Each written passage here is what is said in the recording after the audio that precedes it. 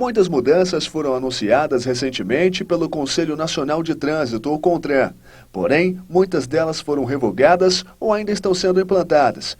E polêmicas estão sendo constantes com questões como a obrigatoriedade do uso de simuladores nas aulas de direção e a adaptação das autoescolas com base nessa legislação. Realmente está tendo um imbróglio já há bastante tempo acerca da utilização desse simulador de direção.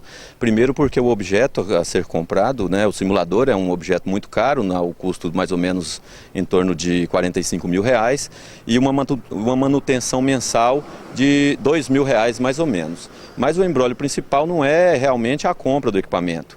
O que está em jogo aí é simplesmente a insegurança jurídica ou a insegurança por parte do proprietário de autoescola, que ao comprar esse equipamento, ele tem a insegurança de que se realmente esse equipamento vai vigorar, se realmente essa lei vai continuar. Outra coisa que devemos ressaltar é a questão da finalidade desse simulador.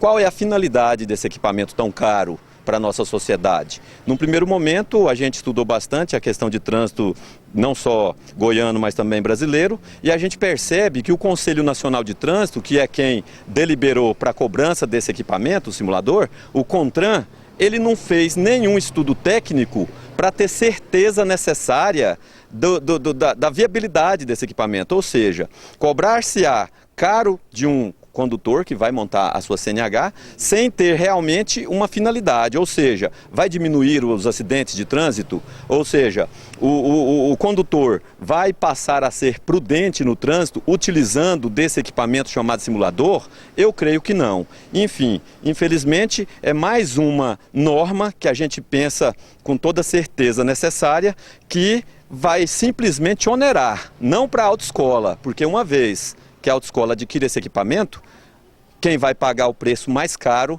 vai ser o candidato à habilitação. Ele vai ser cobrado muito mais caro do que a autoescola. Desde o último dia 4 de janeiro, o CONTRAN anunciou a obrigatoriedade do uso de simuladores nesse processo prático de seleção de novos condutores.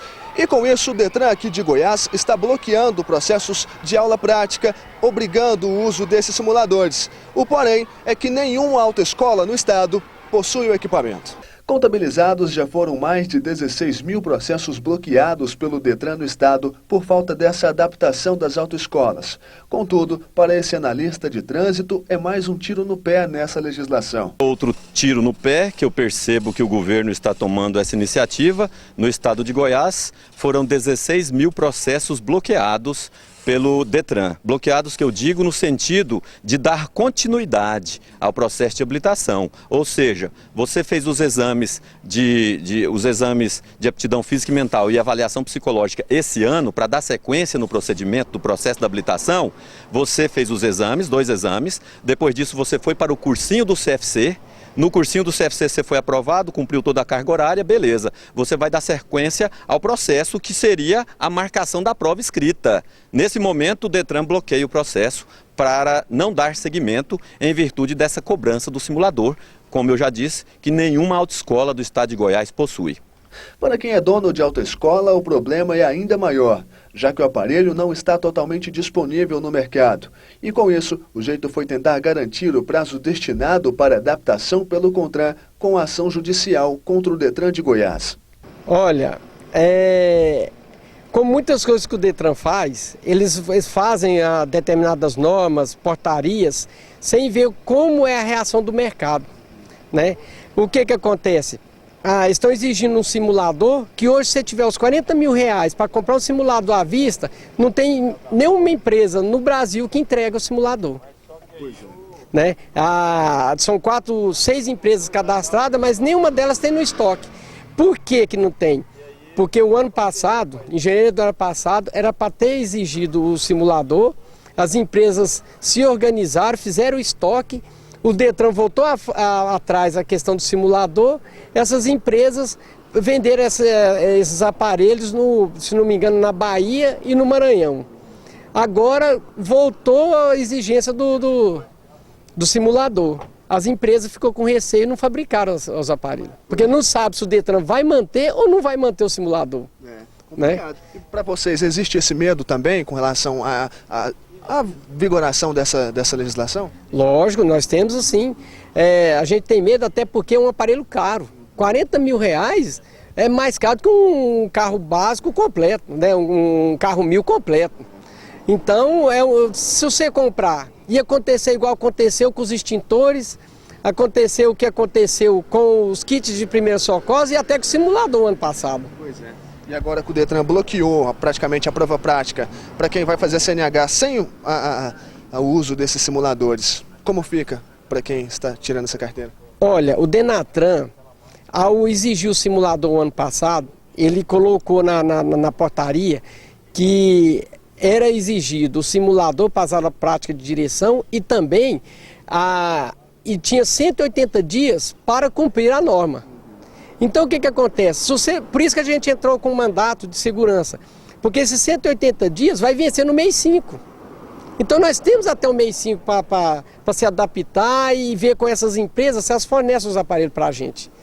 E o Detran não está querendo dar esse prazo. Está escrito na portaria, mas não quer dar o prazo para a gente. Aí complica a vida de todo mundo, né? Aí complica todo mundo, porque as autoescolas ficam travadas pelo sistema nacional, né? Aí a gente entrou com o mandato de segurança, estamos esperando a resposta do judiciário, ver o que né, eles vão decidir. Até lá vai acumular o processo e muita gente não vai conseguir tirar a habilitação. Por enquanto, a gente está montando o processo e encaminhando ele. O problema vai ser na hora de confeccionar a habilitação, depois que ele fazer o cursinho teórico, fazer as aulas práticas, né? E na hora de vir a habilitação, aí que vai estar travada. Mas a gente espera que até lá esse mandato judicial já tenha uma resposta e que faça-se cumprir, né, a portaria. Daí libera até a adequação. E com base nessa esperança de resolver todo esse problema em torno dos simuladores, é que a Associação dos Centros de Formação de Condutores do Estado vem buscando meios judiciais de conseguir o prazo para adequação. Enquanto não sai o resultado desse processo, o jeito é aguardar. Com relação a essa questão dos bloqueios, a Associação dos CFCs do Estado de Goiás, justamente para tentar uma solução, uma saída objetiva para esses casos infortúnios, ele ingressou com uma ação na terceira vara federal da Justiça Federal de Goiânia e o juiz daquele órgão federal deliberou por dar 5 dias para a União apresentar alguma consideração a respeito dessa liminar, que foi impetrada pela Associação das Autoescolas de Goiás. Então, brevemente, no mais tardar, creio que até semana que vem, vai ter alguma decisão judicial para esse caso. Isso. Agora, com relação à aquisição desses simuladores pelas autoescolas, nós não temos previsão, então, até o momento. Não existe previsão enquanto não tiver uma deliberação judicial acerca desse fato. Lembrando que um simulador desse, apesar de ser caro, se tivesse uma finalidade, uma razão de ser, se tivesse uma certeza de que iriam realmente diminuir os acidentes no trânsito brasileiro e também diminuir o alto índice de ocupação dos hospitais públicos no Brasil, tudo bem, era sim viável, mas não temos essa certeza. Lembrando também que no Brasil são apenas 2 empresas que fornecem esse equipamento, que da mesma forma estão inseguras em fabricar. Inseguras porque não tem a segurança de que o governo vai manter essa cobrança. Como faz? Como aconteceu com o extintor, que de repente inúmeras empresas fabricantes encheram os galpões de extintores e de um dia para o outro o governo resolveu revogar essa exigência, deixando muitas pessoas no prejuízo financeiro. Então a gente sempre caminha com o pé atrás quando o assunto é trânsito. É complicado. Contudo, algumas opiniões se dividem e tem quem acredita que o equipamento pode sim fazer diferença na formação dos condutores. Eu acho ele muito útil, né? Parte de, acho que eu não sei se já compraram os equipamentos para os próximos alunos que for começar a tirar a carteira, né? Você acredita que é uma exigência válida, Camila? Eu creio que sim. Será que soma na hora de dirigir? Eu acho que sim.